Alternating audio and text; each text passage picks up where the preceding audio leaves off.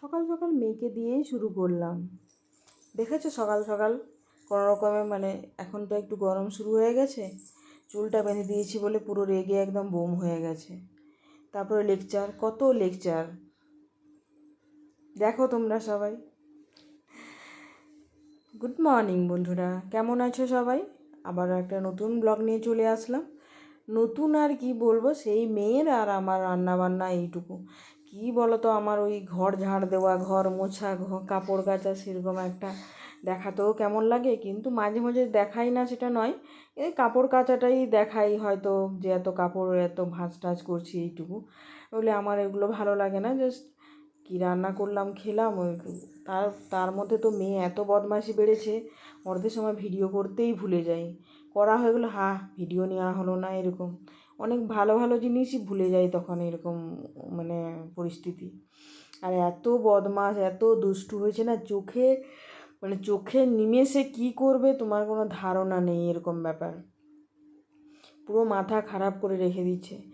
তার সামনে তো কিছু করা যাবে না, মানে তুমি বলো যে সিঁদুরটা আমি কোথায় পরবো, এ ঘর ও ঘর, আমি যেদিকে যাবো সেটা আমার পেছন পেছন। আর বাথরুমে গিয়ে সিঁদুর পরা তো মানে কীরকম লাগে একটা। তো তিনি এখন পরবেন, নেলপালিশ পরছিল, আবার গতকাল সেটা আমি আর নিতে পারিনি, পুরো ভুলে গেছি। ওর সিঁদুর মানে পরার চোখ করে পুরো কপাল টপাল করে ওর করে লাস্টে আমাকে সে পরাতে এসছে। আমি যেই না বললাম পুরো একদম উল্টে গেল, উল্টে কেঁদে রেঁদে এবারে আমার মুখটাও পুরো লালে লাল, ওইরকম আর কি। তো বাড়িতে ফোন করেছিলাম, আমার কাকি শাশুড়িমা বললেন, হ্যাঁ ওই সিঁদুর যদি না নষ্ট করে আবার একটা তো কিনতে হবে, নাহলে দোকানদারও কী করবে, তারও তো সংসার আছে। আমরা হ্যাঁ ঠিক ঠিক ঠিক। এরপর রাত্রিবেলা বড়মশাই বলেছিল ভাত খাবে অনেক দিন পর, তাই একটু চিকেন করেছিলাম।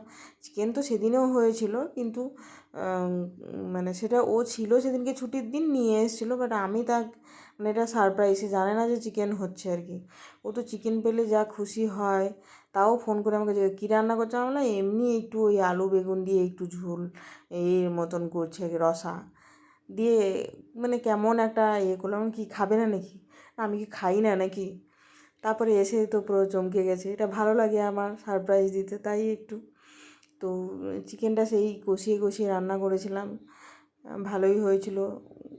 বড়মশাই বলে দিয়েছে না খুব ভালো হয়েছে। তো এই হলো আমার ডেইলি রুটিন। একবার সকালে আমার জন্য, একদিন যদি বর খায় তাহলে রাত্রে রান্না করি, বা নিয়ে দিনের বেলা ভাত খেলে রাত্রে রুটি খাই, এই চলে আর কি।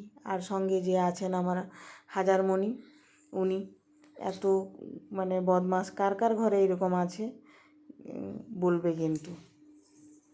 মেয়ের ক্রিম মাখা দিয়েই শেষ করছি আজকে। সবাই ভালো থেকো, সুস্থ থেকো। আর যারা যারা আমার ব্লগ দেখছো তাদেরকে অসংখ্য অসংখ্য অসংখ্য ধন্যবাদ।